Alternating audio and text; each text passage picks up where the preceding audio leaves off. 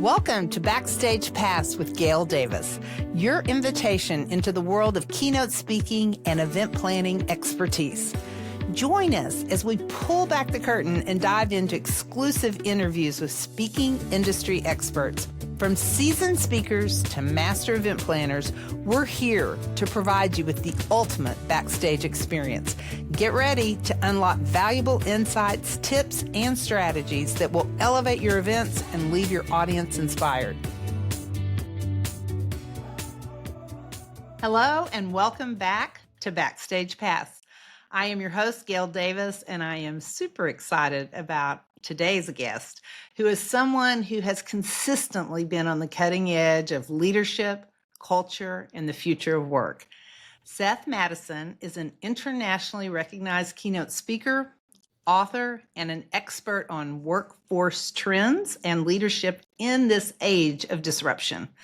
For nearly 2 decades, he's been helping some of the most recognizable brands, MasterCard, Johnson & Johnson, the Ritz-Carlton, IBM, you name it. And he's helping them navigate complexities of change, elevating their leaders, and building organizations that are grounded in trust, authenticity, and human connection. Whether he's delivering his insights on stage or behind the scenes with executive teams, he's known for data-driven, blending data-driven trends with heartfelt storytelling and making his keynotes insightful and moving. So Seth, I am so glad you're here. We're going to have so much fun talking today. Oh, Gail, thanks so much for the warm introduction. I feel like I want to take you with me on the road because nobody can do a tee up quite like you. Before we jump in, I have to say I need to give you your flowers and just appreciation. I looked in my notes to see how far back do we go. And I've got emails from Anne at Harry Walker from 2012, lining up intro calls and some of our first deals. And so, we've got 12, 13 years. You were one of the first people early on in my career to give me a shot. And to have got to be in this business for this long and to go through the evolution together has been really special. So I'm grateful for you, grateful for the work we've done together. Thank you. I appreciate you saying that. And it's been fun to watch you evolve and grow. And I love your latest topic. So I cannot wait to dive into all of this. Yeah, me too. To kick things off, for those who maybe are just getting to know you or your work, how would you describe what you do and what drew you into this space in the first place? Yeah, it's a great question. So I always sort of frame everything around the idea that I grew up on a 4th generation farm in Minnesota. So father, grandfather, great grandfather, all on the property at the same time. And I sort of tell people, I sort of feel like I was born to do the work I'm doing today, which in essence is about helping leaders and their teams prepare for the future of work. And when I say future of work is really just a lens. It's a framework to think and talk about change. I mean, that's really what it is. The future is always unfolding. And that container has given us for the last, 2013 is when I launched on my own. It's given us 12 years of a framework to think about how the world of work and leadership and people is changing. And you can really trace the roots and the genesis of wanting to do this work to growing up in that environment, because growing up on a farm, people think if you didn't grow up in an agricultural environment, I think people think of farming as being pretty static. But the truth is it's super dynamic. Everything's always changing, right? The seasons are changing, the markets are changing, the weather's changing. And the biggest thing, Gail, is almost all of it is totally outside of your control. You grow up in this environment of you can run a flawless operation. You can do all the right things, right? Up at 5, right? Don't go to bed until 10, do all the work. And if you get an early frost or a hailstorm in August, it wipes you out. And so you learn to operate on faith and this ability of controlling the controllables, take the next step. And if you think about the environment that all of our clients are operating in today, everybody's taking these steps of faith without knowing what the future holds between AI, technology, the economy, political environment and landscape. And so we all have to move with this tremendous amount of uncertainty. And my upbringing and strength came from that exact environment. So that's really the genesis of why I do the work today and sort of the profile of who we're supporting. I love that. And I grew up in Southwest Oklahoma, so there were cotton farmers, and then there was also the wheat harvest. And so Yep. I just have Yep. such memories of all these Wheaties coming into town to do Yes. the wheat harvest. Yep. And to your point, if it's a bad year and it kills all the cotton, it's Yeah. devastating for the Out community. And bugs, insects, like, yes, something goes through, and like, it didn't matter, right? If like you ran a flawless execution, if you did all the right things, there are just all of those variables outside of your control. And it's so relevant to the yeah. environment that everybody's operating in today, I think, And personally. technology has really landed in the farming world. A It friend of has. mine, he's like third generation cotton farmer, and he was showing me the app on his phone so he knows which sprinklers are out, and Yes. just so much technology. It's So that's incredible. awesome. Yeah, it's Um, incredible. I think your work really touches on a lot of timely topics. So I think I mentioned in the introduction, we've got leadership, we've got culture, we've got the future of work. What Yeah. do you think's resonating most now? Great question. There's a couple of big themes. I want to mention two to kind of kick us off that we're seeing be particularly important to talk about and relevant, and quite frankly go under the radar in some conversations. The first is this theme and this idea that jobs are changing faster than people. And of course, that's partially being influenced by artificial intelligence. There's no surprise there, but there's this sentiment and this idea that I'm seeing in our audiences and with clients of like jobs changing faster than we are. As people are sort of watching technology start to do more and more of the work that they have historically done, there is this growing sort of sense of angst and fear of like, and this is the question I see floating over people's mind, is what work is going to be left for me? And it's so existential. I mean, part of it is like, I'm asking what work is going to be left for me? And then the work that's left, am I good at that part of the work? Do I like that part of the work? Do I have the skills, the competencies? Can I level up to be great at that? And then along the way, I watch our audiences get focused in on skills, but they miss this deeper conversation around identity, Gail, of like, as you take those parts away for people, when that's what you've done, when what you do is a part of who you are.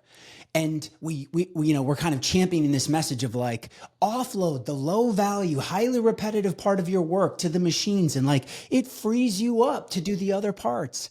And then you ask people though, of like, what's it freeing you up to do? And do you want to do that? And are you good at that? It's this much richer, deeper conversation that I don't know about you personally, but like I'm feeling it in this business. I feel the angst. Don't you, to an extent of like, Yeah. what's the business going to look like?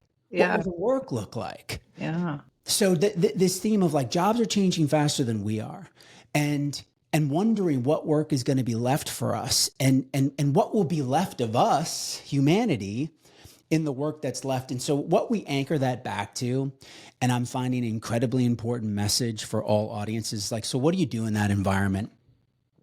And I watched a really powerful executive share this from stage recently. She said, in a world that's changing that fast, skills will come and go, but mindsets will make you indispensable. And I absolutely love that. And I've kind of held on to that. Skills will come and go, but mindsets make you indispensable. And it's totally true. Of course, all of our clients are thinking, what are the skills of the future? What do I need to be leaning into? But those will come and go. It's our mindsets that will make us indispensable. I chased her down afterwards and I said, I totally agree with you. And I'm encouraging all of our clients, like, what are we call them future ready. What are the most important future ready mindsets that you're embedding in the culture that are helping people confidently meet this moment? And she hit me with this line. And I think I think listeners are going to really appreciate this. She said, the mindset I'm trying to embed is this mantra of simply this: I trust myself completely. And I know that sounds simple, but it's actually quite profound. If you just sort of let this land for a second, I trust myself completely. And I could tell that she knew that my face was sort of saying like, really? Like that's it? That's it? And she I mean, this was quite prophetic. She's like, Seth, the antidote to uncertainty isn't certainty, it's self-trust. And I was kind of like, who are you? The antidote to uncertainty isn't certainty, it's self-trust. There's so much wisdom in that, because if you think about we often find ourselves clinging to and seeking out some level of certainty when there's so much uncertainty around us. And what she was essentially encouraging her folks to look for is like, stop looking for certainty and start trusting yourself that whatever is required of you next, you have everything you need inside you to meet the moment. And I think that is so profound. And so what we worked on in that environment of like, okay, if that's true, what would be the mindset or the mantra that we would want to embed? And this is one of the mindsets I've tried to help our clients with. And it sort of lands with this idea. If you really, truly trusted yourself, what happens? Well, number one, you stop second guessing. You stop self-doubting yourself. You stop waiting for other people's permission and validation, right? You start betting on you. And when you do that, something profound happens about how you think about the future. You stop seeing the future as this thing that is crashing towards you that you have no control over.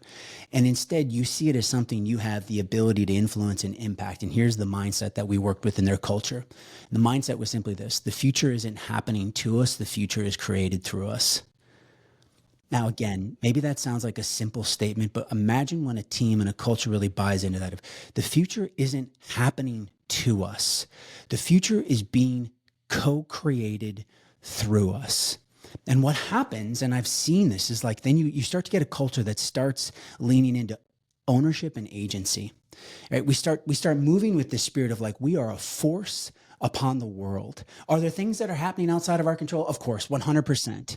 But we surrender everything outside of that circle and we stay hyper focused. So a good little check-in for like our listeners right now is just, and I do this a lot for myself, a little self-reflection of like, how much time are we spending thinking and talking about all of the things that we can't control in our current environment, which is super easy to do, versus hyper focused on what do we actually want to create, and then we move in that direction. So I'm going to land the plane on that and just like let you react or ask a question. So go back to what we started with. Jobs are changing faster than people. We're sort of left wondering what work is going to be left for us. It's super discombobulating. It's unsettling. It's more important than ever now for people then to anchor into future-ready mindsets that help them confidently meet the moment. One of them we've identified are these themes of like, I trust myself completely, because in that environment, the antidote to uncertainty isn't certainty, it's deep self-trust. And when you do that, we stop seeing the future as something happening to us, but something that we are co-creating together. Boom. That's number one. Well, I have been thinking a lot lately about, how is our industry going to change and where do we bring value?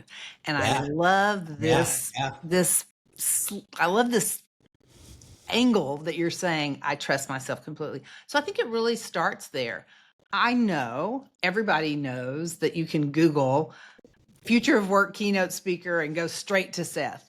Totally. But if I'm so clear in the value that our organization brings, and we all know how to articulate that value, then none of this should be a threat. Totally. But we create the partnerships of the future. I love it. Beautiful. It's so well said, Gail. And like your team and you're a beautiful example of that from the hard work that you've done of like, you're seeing the disruption happening in this space, recognizing it's going to be really important for us to be able to clearly articulate a value proposition, because there absolutely is, to be true partners and advisors to your clients to help them make great choices. And the other thing, consistently and continually asking yourself, who is the ideal client? Because that transaction person that wants to Google keynote speaker Seth, go direct to you because they think they're going to get the best deal, and it's a transaction, that's probably not the ideal client for the value we provide. Totally. Oh, And from all of the years of doing this of like, all it takes is for them to have one bad experience, one time, and there's always that tension in the room where the person who made that decision and they're watching it go sideways on stage and they can feel every executive head turn and look at them of like, you're the one who said, and we have this one time together a year or our most important clients in the room. Like, are you going to leave that to chance? And you've probably talked about this this on prior sessions, but the beautiful thing and the challenge about this industry now is it's easier than ever for thought leaders to look big and look shiny in the digital space. It just is. And so that means you really need an expert to be like, okay, I know that person looks like they've been phenomenal, but I can promise you these are the people that I have seen and worked with for a long time who I know will deliver for you. Yes. Challenging. So true. Challenging. So number one, jobs changing faster than people. Can I share the second one with you? Yes, please. Because this is maybe the theme I'm most excited about in this moment right now. And so when you sort of look at these trends on the horizon, here's the frame I'm sharing with leaders: is this idea that the future is demanding more from us. There is tension between what the future is demanding and what people have left to give. And these statistics, the future is demanding more than what people have left to give. Gallup came out with a bunch of research the start of the year. 71% of people say they experience burnout at least some of the time, which is shocking. It's not even more than that. One of the most scary leadership pipeline statistics, 46% of frontline leaders say they've considered abandoning their leadership roles entirely because they're just like the pressure. And what I find is, and I use this analogy a lot, is like so many leaders feel like their team is a wet wash rag and they are trying to wring every last drop of performance out of them. And so sometimes I'll say that to a room and I see their look on their face and I'll say, how many of you feel like you are the wet wash rag who's getting wrung out? And the reason we feel that way is because we have been in this extraction mindset. Meaning we're trying to extract performance out of our people. We'll have this mantra of like, leaders need more from people, not less, but we can no longer extract more. Every leader, especially folks who are tasked with executing on strategy from the executive team, they're looking at their teams and saying, we have to beat last year's performance. There's deeper competition than ever before. I need you to deliver more. And the team is saying, I gave you everything I had. I have nothing left to give you. So where is the extra performance? Where's the growth going to come from? And this is the shift I'm trying to help clients make, is this idea that the future of growth is no longer human extraction, it's human expansion. So this is a champion mantra. The future of growth is human expansion, not human extraction. And I know you have a lot of planners that are tuned in. I will tell you the number one, like you always listen, like in your audiences, what's the number one thing people will say back to you? The number one thing I've had executives, a lot of CHROs come up to me and repeat back was like, this future of growth, human expansion, not human extraction, is exactly where we are. They all feel it of we have the pressure to grow and we are trying to extract it out of our people. So what would it look like if you pursued a strategy of human expansion? How would we do that? And I'll just share two brief ideas. I think number one, and this is maybe no surprise, is like, how would we help people do more with less without burning out? And of course, we immediately think of artificial intelligence, right? Leveraging these tools to do more with less. But here's what I'm finding. And I would, if this was a live session with all of our listeners, it'd be great to get their perspective, is I think in order to really, truly do this, we have to help people find the balance between thinking about these new AI agents as either terminators or toys. And I'll tell you what I mean by this. Thinking of them as terminators or toys. I have so many audiences where it's like, either A, they're in a highly regulated industry, healthcare, financial services, defense contracting, where the internal AI tools they have available to them are so highly restricted. They get 15 pop-ups and warnings every time they try to do a prompt that it's not particularly useful. And so people minimize and disregard and they don't actively use them. Or they see the writing on the wall of how good they are and they're like, this thing it can already do what I do, and they see it as existential. And how do I know this to be true beyond just my anecdotal sentiment? 2 weeks ago, Gallup released a global report on AI usage that shocked me. And they found, and I'll send you a link to this report, maybe we can share it in the notes, only 4% of white-collar respondents, 4% said they were using AI daily. 56% said they never use it. So I think for a lot of us who are sort of with the early adopter heavy users, we assume everyone is all over this, everyone's a power user. It is 100% totally not true based on the data that's coming out. Only 4% saying they're daily users. So what does all of this mean? This means every one of our clients, executive teams, are trying to get their teams to engage, right? They're pleading with them. And the challenge is you don't want to have to go with the message, I'm doing this as like of the stick of like, do it or be disrupted. And we all hear this statement of like, you're not going to be replaced by AI. You're going to be replaced by someone who, another human being who uses AI. Well, it's like, it's true, but that's not a really inspiring message to get people to buy in.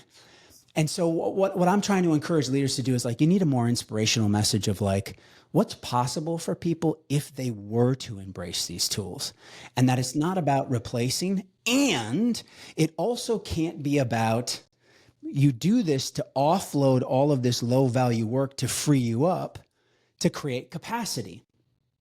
I've heard this so many times. We're going to use these tools to create capacity. Okay, great. Capacity to do what? It's maybe one of my most favorite questions. We're going to use these tools to create capacity to do what? To do more email, more meetings, more of the same work that's burning us out. Like that's really the question of like more of the same work that's creating 70% disengagement in our people. That's not a great prompt. Right. And like you see it on our audience's faces. They're just like, I'm going to use these tools to just like get squeezed to do more work that I don't care about. And so here's the mantra. Okay. This is not about, we're not leveraging these tools to do more work. We're utilizing these tools to connect to better work. We're not using these tools to do more work. We're leveraging them to connect to better work. And when I say better work, and this is what I'm most excited about, Gail, what I'm specifically talking about is this idea of regenerative work. Regenerative work. Regenerative work. So everybody who's tuned in right now, like I'm flagging this. I want you to write this idea down. Regenerative work. What do I mean by regenerative work? Well, regenerative work draws parallels and inspiration from regenerative agriculture. Okay. Regenerative farming. So remember when I said I grew up on a 4th generation farm? Yes. In fact, anybody who's tuned in right now, I got a post on LinkedIn right now. I found a photo of my grandfather, 4th generation farm, but I found a photo of my grandfather, 1977. He's standing in a soybean field in July. He was so proud because it was one of the best crops they'd ever seen on the farm. The soybeans were at his waist high by the 4th of July was always a saying. 80 bushels an acre was like a record year. It was the kind of year they talked about for decades. And so I grew up in this environment of like watching traditional farming practices. And when I say traditional farming practices, what I mean by that is historically, until we learned more about it, the idea was kind of like the market dictates what we put in the ground, meaning if corn and soybeans are high, like that's what we're going to plant, and we're going to attempt to extract every ounce of productivity out of that soil. And if we're not careful, we will do it until the soil is barren. Now, this is exactly what we're doing to people. Remember when I said extraction versus expansion? We are trying to extract performance out of human beings until there is nothing left. What regenerative farming and regenerative agriculture teaches us is that when you work in conjunction and harmony with Mother Nature, the soil is actually more productive and more healthy. So just as regenerative farming builds soil health over time, regenerative work builds human capacity over time. So in short, you would simply say this: regenerative work, it's life-affirming work. It's work that fuels people, that helps them deliver more while being more self-sustaining all at the same time. I personally think this might be one of the most important issues for us to collectively figure out in this moment in time of how do we deliver more without burning people out in this moment in time. Regenerative work. So, growing up in southern Oklahoma, like you were surrounded by this, it's reconnecting to the land. It's reconnecting ourselves to nature. We're not outside of this ecosystem. A simple example, I'll have people think of like, well, what would that look like? Well, think about the seasons, right? In our current corporate environments, it's like we operate in harvest, fall season, 24/7. We're constantly in harvest mode. But does Mother Nature work like that? No, you ebb and flow through the seasons. You move into a winter season. Winter is for rest and recovery. Spring is for planting. Summer is for tending. Fall is for harvest. Now, people will say, well, Seth, I don't have the capacity to operate in winter, rest, and recover, right? That's not possible here. And so I'll challenge them and say, I hear you, but can you turn your micro seasons into a single day? Can I have winter, spring, summer, fall in a single day? What's your winter rest and recovery in a single day? We overthink it and we overcomplicate it. It can be as simple as, in fact, right now I would prompt people, depending upon where you're at, where you're listening, it's like, instead of during your 10-minute break, which I am guilty of, opening up my phone and doom scrolling, X, Instagram, fill in the blank, take your socks and shoes off and go walk in the grass. Yeah. Ground Yourself. Get some sunshine on your skin. It's a simple thing, but it's absolutely profound. Get back to harmony and in nature, in rhythm with Mother Nature. I have a saying that essentially of like, we are not machines to be optimized. We are ecosystems to be tended to. Gail, we got to make the shift. I know you and your wife have a dog or dogs. I can't remember. We got two dogs. We have two, they're called Samoyeds. They're like big, giant, white sled dogs. So you inspired me, and I got a dog about a year ago. And what you're saying is so true. When I take a break during the day, we're walking in the park. I leave my phone at home. My old breaks were different, but now, I just love it. And I think it really, you can have all the seasons in one day. I love that Perfect concept. example. Animals will bring you closer to that, getting yourself outside. I'll give you two other examples to bring people closer to it. The power of biodiversity in regenerative farming, meaning you bring in lots of variations of seeds and grasses and elements of nature that makes the soil and the ecosystem more rich. The same is true on a team, right? Like it speaks to the spirit of having diversity of thought, diversity of people, diversity of creed on a team. It's not just good because it's good for the soul. It's great for ideation and the richness of the culture. It's the exact same thing. You can also think about crop rotations. The power of, when I say crop rotations, well, what would be the equivalent of that in a really tactical way in our work? It's, between job rotations, task rotations, adding more creativity and diversity into the activities of your day or the role. Like, we don't have to overcomplicate it. Sometimes I'll have clients be like, well, we don't have endless resources to, put behind something like this. Some people do. Some people are taking an approach, I will tell you, of like the corporate athlete. J&J has done some work around this of like, you think about how much support is around a professional athlete, nutritionists, body workers, massage, right? Physical therapists. Imagine if you took as much care with your recovery as you did the actual delivery of your work. Because that's what we're asking of the corporate, high performer today. And so if you have resources, think about what you would do with an actual high performing corporate athlete. But even if you don't have the resources, it's encouraging the individual to take ownership and responsibility, to be high agency. If I don't even need resources, I just need the discipline and the recognition of I need to get closer to the land, interact with nature, do the things that nourish my soul versus continue to deplete me. So I'm going to come off my soapbox because I get fired up on this, but I really do think the future of growth is human expansion. It's not human extraction. If we're going to help people expand, the pathway is we're going to really bring lessons from the land, lessons from the farm back into the corporate environment to help people reconnect to Mother Nature.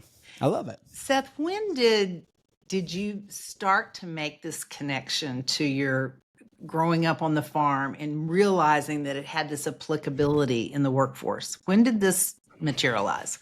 Thank you for asking that question, because I actually haven't really spoken about it publicly yet of like why or where this has come. Part of it is just the evolution of, I don't know that I hit it before, but you're just like, I overcompensate of like, you need to lead into your education, you need to lead into your work, and like, farming and agriculture, you're just kind of a country bumpkin versus like, no, there's Uh, actually profound wisdom there. And profound, profound. profound. And so like, instead of like not talking about it or being ashamed of it, it's like, no, actually it's in my bones. It is who I am.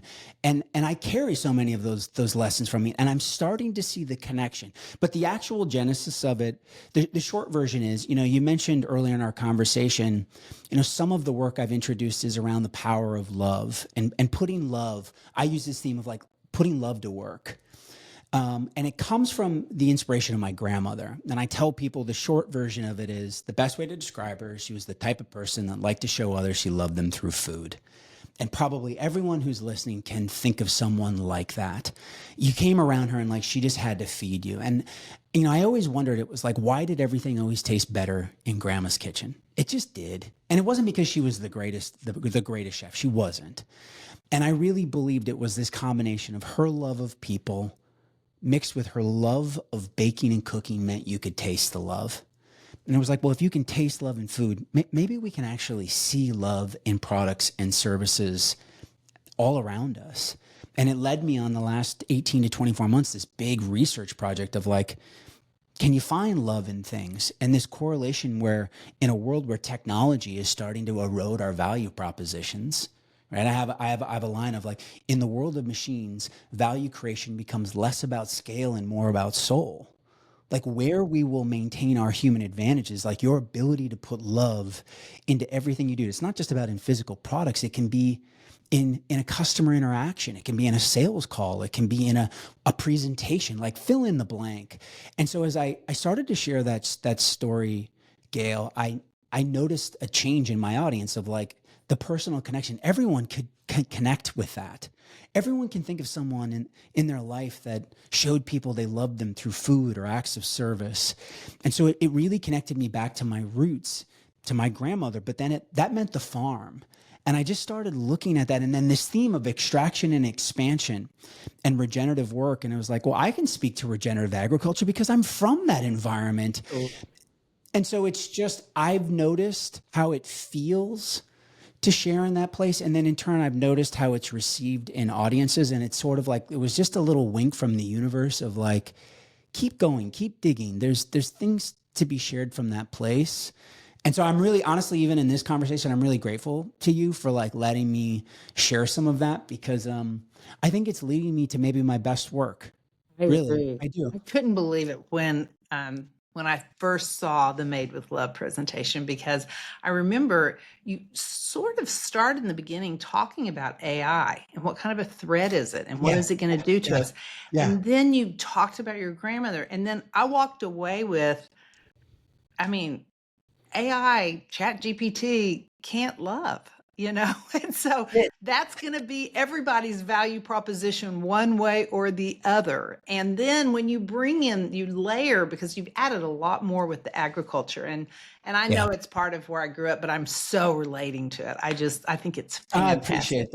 I appreciate that. I will tell you, and I think your audience will appreciate this, as I explored love and that framing of Made with Love. Everybody knows what that means, but there was, I grappled with the branding and sort of the positioning of that in a corporate setting of like, will there be certain buyers that sort of recoil from that? If it's too soft, it's not strategic enough, it's too fluffy, it's too woo-woo. And I've learned a couple of things, since it's been live, we've been out for about a year, is that one, there are some people it's for and some people it aren't. There's some people who are just like, it is 100% who they are in their culture. Yeah. And then I'll have other audiences who are like, I absolutely love the essence of it. Could we use human and human advantage instead of love? And the great thing is we created a program called the Human Advantage that sort of sat alongside it, that gave people an access point for certain cultural environments where they're like, but human and humanness and essence and craft and artisanship, all of that language works for us, even though it really means the same thing. And so it's just been fascinating to watch how to bring stories to the marketplace in a way that people can connect to them. And the truth is, the regenerative work, human expansion, has just been another doorway to help people get access to the same content, really. I love it. I love it. Yes. You are so dynamic on stage. I love watching. I love how you'll just sit on the front of the stage and you make such a connection with your audience. Thank What you. has been your approach? You mentioned the word craft a minute ago. You've Yeah. really honed your craft and it just gets better. You know, as you Thank said, we've known each other 12 or 13 years. You're doing your best work. But what has been your process or your Yeah. approach for honing that craft and creating not just a keynote, but a real experience with audiences? It's a great question. I will tell you, for a long time, I tried to bring a tremendous amount of energy and enthusiasm to the stage. Like people would always talk about, like I'd get on chairs and like be in the audience and I'm flying around. And the truth is, in honest reflection, some of that was some insecurity. Some of it was like, in the mindset was like, if I just try to overwhelm this audience with sheer passion and enthusiasm, and I don't slow down and I don't stop long enough for them to question, wait, what did he just say? Like I can just, so it came from a place of insecurity, to be honest. And listen, like we still delivered. This was Yeah, my evolution. yeah. But then COVID hit. And what did COVID force us all to do? COVID forced me to learn how to stand here and talk into a camera lens to 1,000 people where you cannot jump around. You can't shout and you can't be over the top. And it forced me to find a whole new aspect of my delivery and to learn to trust myself. Right? I had to learn to be able to speak softly but powerfully, and to know that the rigor and the research and the hard work was there. I don't need to try to overwhelm people with enthusiasm. And so COVID, like all of a sudden I found this, I would sit on a stool and just like do a whole keynote, which was profound for me.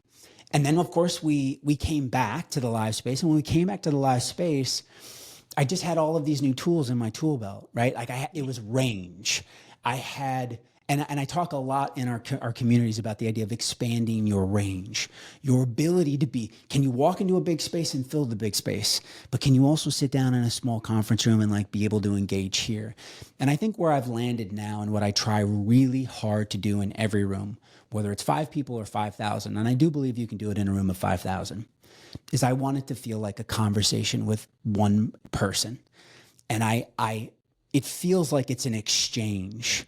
There's hardly a stage that I won't at least come off of and come down to. And it's just because, again, when you're telling the story of grandmother, and like how many of you know somebody who shows people they love them through food, when you're right here, like you have a moment with people, yeah. And yet everyone can feel that same thing. And so I think where I've landed today is like, I trust myself. And I trust the range of when I need to be big, I can be big, but I can also, and you sort of alluded to it in the beginning of like, sometimes you just need to sit on the stage and sit on the steps and like talk like this to keep people's attention. It's been a journey. Oh, I've loved being a witness to it. I really have. Thank you. Thank you.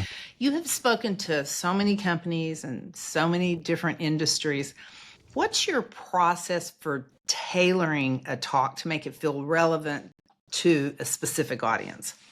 It's a great question. Part of it comes from now just the years of experience certainly helps.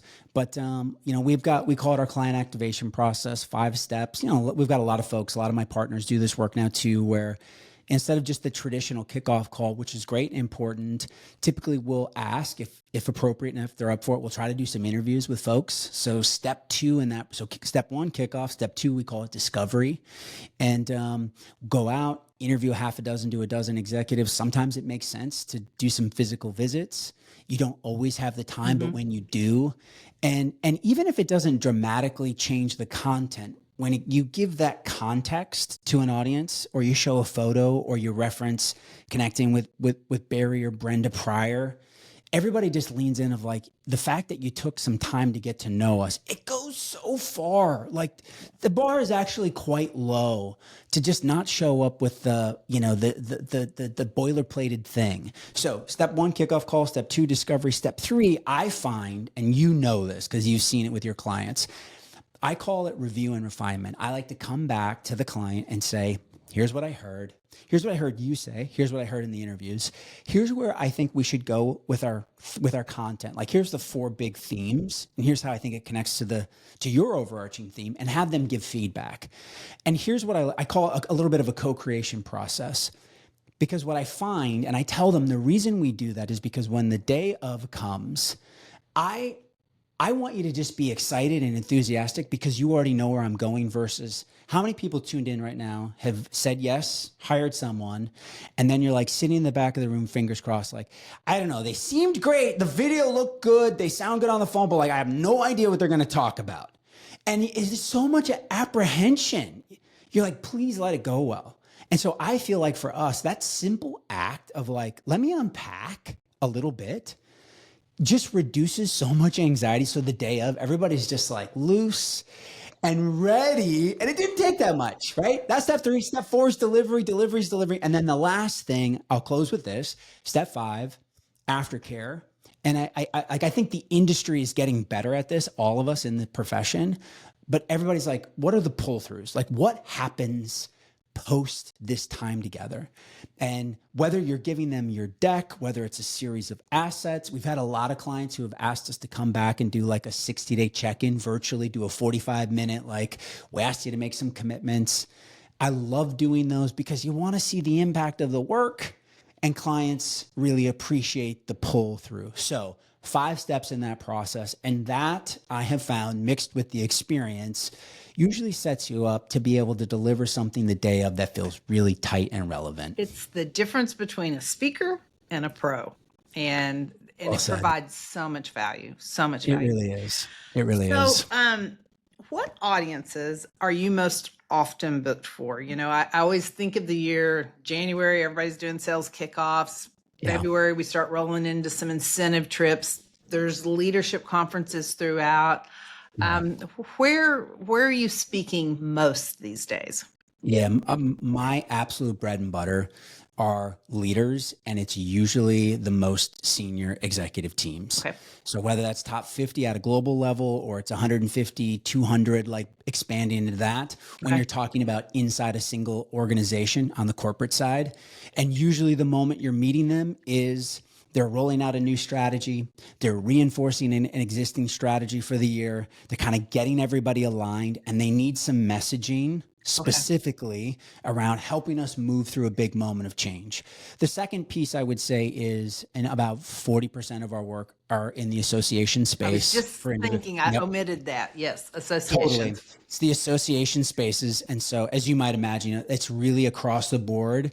But you know what that profile looks like. Owners, operators, high-level executives across spaces. And then it's a really industry agnostic. It's across the board. So again, you do a double click. I find in our work, it's more often a leader profile, owner operator, versus, not that we don't do some sales groups, we do, or individual contributors, all hands, but it's not as much as like that tight profile of leaders moving their teams through change. Perfect. When you finish, let's just take your ideal audience, the high level leaders, and you've spent time with them and you've given your presentation. What are they saying to you when you finish speaking? What are you hearing? Yeah, it's usually 2 things. One, and these are kind of my goals, is like, I want a shift in the way they see the world. You know, it sort of goes back to that idea of, I mentioned, of like the antidote to uncertainty isn't certainty, it's self-trust. Like, it's a thing that like really reshifts how they think about leadership and people and the future. That's number 1. So a mental model shift of the world.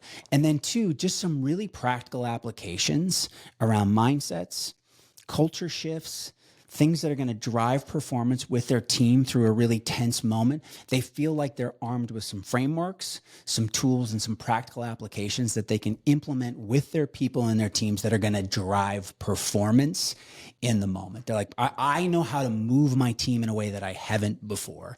That's really what it comes down to. That's all. I have loved this. I feel so energized. I've taken notes all over the place. I don't even know. We went long. I'm sorry for how long we went. I think we went a little longer than normal, but this has been so fun. I love the the way you articulate the stress we're all feeling about Mm, extracting mm, how can we do human expansion? So that's a huge takeaway for good, me. The good. I trust myself completely. I think that's going to really play into so many organizations determining what their real value is. Totally. And I love that. I love it. The regenerative work. That's Yes. huge. That's Yes. huge. So there's so much more, but those are the ones I want to Those are highlight. good. And I appreciate the feedback of like what stuck, in the Mhm. conversation. And I'm finding it's very similar to what I'm hearing from audiences, which is a good clue and indicator for me of Yes. like there's That's right. stuff there, and I feel it in my own work too. So thank you for the opportunity to come and have the conversation. And it's like you and I can sit and chat for hours on end. I So know, I'm any like, chance to I do this is probably great. should stop here because I want people to have a beginning and an end. But to anyone that's listening, I think this has been a really great episode because it really gives people a taste of what you talk about. So I Yeah, totally. appreciate that. And Yeah. if you're out there and you think that you have the right audience for Seth, I mean, let's connect the two of you Ah, together and he can go through his 5-step process. And I can say with 100% certainty and clarity, you will be very pleased. So thank you so much, Seth. Thank you. thanks, Gail. Thanks, Gail. Cheers. Bye. Thank you for joining us on Backstage Pass with Gail Davis. Tune in for more exclusive interviews and pro tips to elevate your events. Don't forget to subscribe and share your thoughts with us. We'll catch you next time behind the curtain on Backstage Pass.